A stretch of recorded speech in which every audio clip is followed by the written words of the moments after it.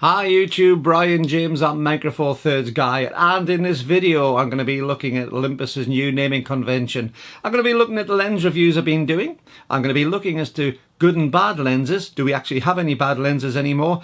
And I'm also going to be looking as to what made me fall out of the love of taking photographs for me. Keep watching till the end and you'll see all those questions answered. Roll titles.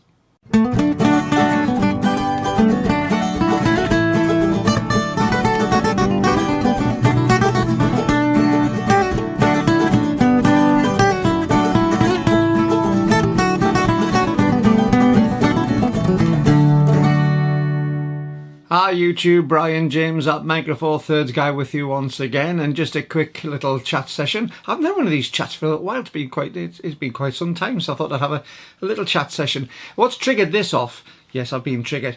I had a look online a little bit earlier on, and it seems the change which GMP have been promising about the Olympus name is due to be happening very, very soon. It says fall 2021, which for an Englishman usually means autumn, which is next month. So really, we're very close to the idea of the change coming. And what's that change? Well, they're renaming them away from the Olympus brand to the OMD, the OM Digital branding.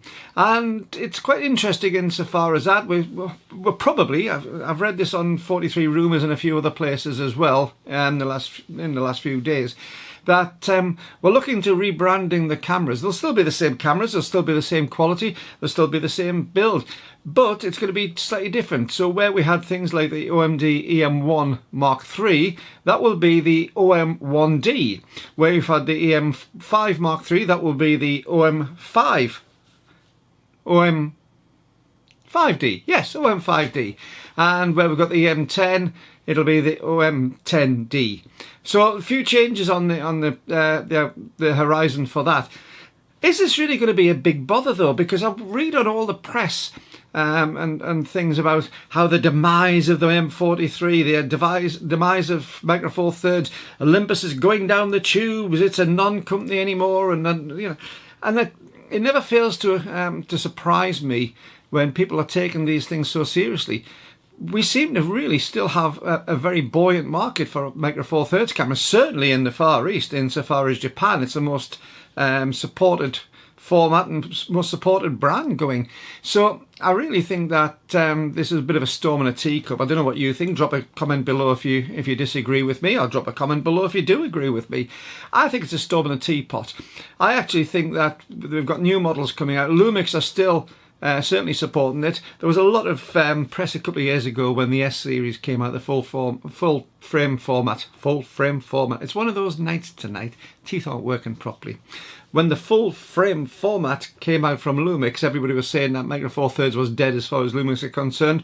Yet here we are, we're waiting imminently for the GH6 to come out, which is going to be fantastic.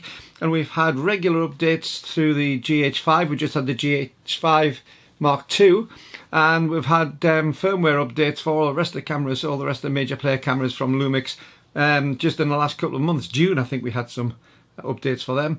And to me, it's still a buoyant market for that. And I actually think that this is quite a good thing. It does mean that GMP seem to be putting a little bit of thought behind the cameras rather than just letting them disappear into the ethos and fade away.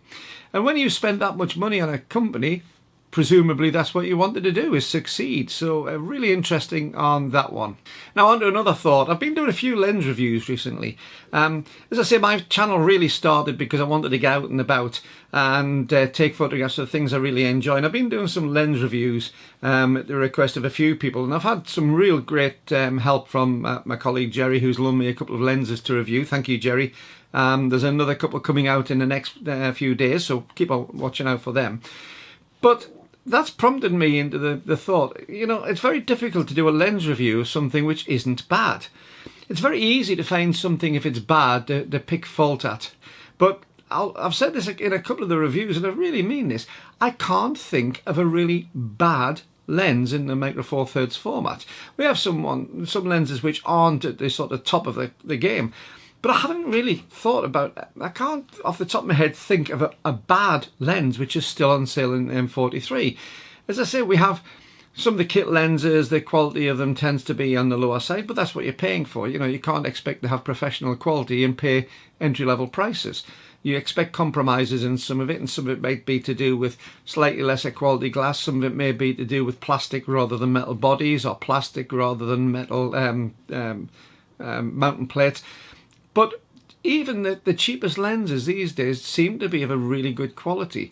And the photographs, the actual quality of the image seems to be fantastic on almost anything we put out. And that makes it quite difficult when you're trying to do a lens review, when you think to yourself, well, actually, this is really rather good. It does what it says on the box. And so does that one do what it says on the box. And so does that one. So how do you differentiate? And I think what I'm coming to the conclusion is that an awful lot of these lenses, it's more to do with things like handling the lens, the size, the weight of the lens, which is much more important than the optics, because the optics on them are really, really good. And what isn't good on the lens is usually taken up and adjusted and taken care of in the camera before you ever see it. The cameras have so much insofar as the lens profiling to put them right, that you don't tend to see so much of the chromatic aberrations anymore, the edging. And it's only when I'm starting to use some of the lenses on my older cameras, which don't have those profiles in, that I'm actually seeing the true output of the lens. But this launches a question as well. If the camera is putting out a good image, surely that's good enough for what we want, because at the end of the day, there's all sorts of processes go on the camera. I had somebody comment on one of the lens things saying, well, it's not right that the camera's doing all the changes. It's still a bad lens because you've got this, so therefore it's a poor image. But we don't know what goes on in the camera insofar as its technicalities all the way through. The whole signal path is an alteration of the image that we get in through the front of the glass. And it's all a correction. It's all, just trying to get rid of noise is amplification, and it's how we do noise control in the camera. So is it really a problem if the camera is using a profile that's been developed for that lens to make that lens look good? I tend to think that that's perfectly acceptable. And that does mean that you've got a confidence in an awful lot of the lenses that you buy. I've just been doing a review of the Olympus 75-300 lens, and its direct competitor is my Lumix 100-300. And I'll be honest, I can see very, very little difference in the optics on that. It's to do with handling, it's to do with a little bit different range, it's to do with the speed of the lens, but the actual quality of the optics on both of them, I think, is almost identical, and both of them really, really good. So what do you think again on that? Do you tend to think that we're selling ourselves short by having the cameras do a lot of the corrections? Do you think that there are bad lenses? And if there is a bad lens, let me know, because I'm quite happy. I'm almost wanting to do a review of a bad lens, do you know, just to give some sort of interest. So if you do have a bad lens, if you know of a lens which is particularly bad, and I mean across the board bad, just poor, and it's just not going to work on any of the cameras, or it's just horrible, the optics quality, the image quality, let me know what it is. If I can find one, I might try and do a review on it, and if I can, then that should be a little bit of an interesting review and difference. Final thing tonight though, as I say, I've done these reviews on the lenses and I've been thoroughly enjoying myself doing them, but the thing that I've noticed is the enjoyment of photography has gone for me a little bit. Now, don't get me wrong, YouTube has been fantastic. I thoroughly enjoyed doing my time on YouTube. I've had a lot of fun meeting people through the community. I've made a few friends on the community on this. The subscriber count has gone up. The people who are putting comments on, I really appreciate the comments that you're making on this. It's fantastic. It really is nice to know that there's some interested people out there having different views to me, but views that we can share each other and debate with each other, and that's really, really positive. But one of the things that I've noticed in the last few weeks, I've been going out to take photographs, not to take a good image, but to take an image which is useful in a review. And there's a big difference, because what I would consider to be a good image wouldn't necessarily show up the shortcomings or the advantages of a lens, for instance. So I'm actually going out and taking photographs which I maybe wouldn't have taken normally. I'm going out and taking photographs where I've got deliberate flare on the side of a building, you know, deliberately allowing the light to bleed through the side of a building, deliberately having a harsh, intense light bounce off window panes to try and provoke a lens into flare. I'm going out and trying to find where I can push a lens to its limits rather than actually have that lens in a comfortable space which is going to give me the best quality image. And that's an interesting turn of events, because I realised when I was out today, I've been doing some filming today with a couple of lenses, and every photograph I took had a purpose to do with a review. And I realised it's a few weeks since I actually took photographs for my pleasure. And I'm wondering again if there's an awful lot of the people online who do put YouTube videos up now where they're using photographs, where they're doing reviews and whatever. Do you find the same thing? Have you actually lost the ability to go out and just take photographs for the fun of it? Or is it something which is still leading your way? I know that I'm now having a conscious thought as to going out with the intention, the sole intention of taking some photographs for me, something I'll enjoy, rather than necessarily for review. So again, stick a comment down below. Now, thanks very much for watching this. As usual, leave me, if you're not a subscriber, hit the subscribe button below, whichever side it is. I think it's that side. Hit the subscribe button below and the little bell, and tick the little all box beside it, because they all make sure that you get the notifications every time I upload a video.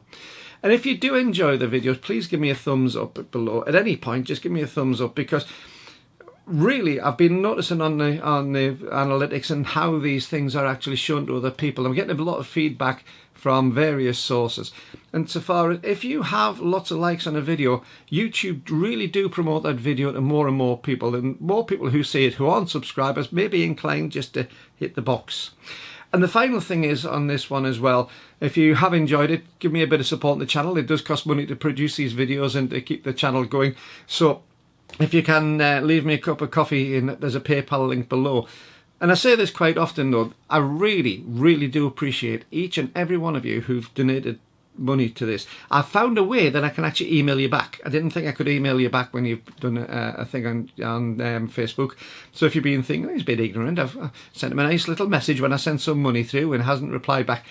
It's because I didn't know how to. I really do appreciate that there's some fantastic people who've given me a lot of encouragement and a few ideas which I'm slowly putting into as I'm going through the year for different places to photograph and different things to photograph.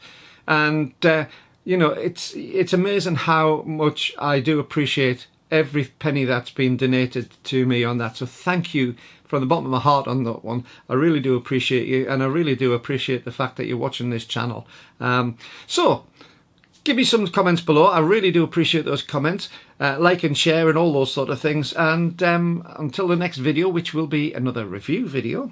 And then I'm going to do my next bit after Chollerford on Hadrian's Wall. I've got that planned. I've had a few things which have stopped me getting on my next stage of Hadrian's Wall, and really that's another one of the photographs I want to be out and doing the enjoyment for. So I'm going to be doing my next stage, Chollerford. And it's when I'm starting to get back home. It's getting close to Newcastle, and it's getting close to my final destination, which is Wallsend, which is where I'm originally from. So it'll be the end of my Hadrian's Wall journey by me going home. So I won't be going home the next one, but Chollerford onto the outskirts of Newcastle is going to be the next one. That's going to be in the next few weeks. Really looking forward to that, and I'm really looking forward to taking some photographs for enjoyment. So once again, don't forget, keep taking that camera out, keep taking photographs, and most importantly, keep enjoying your photography. So Brian James saying, see you next time. All the best. Bye bye.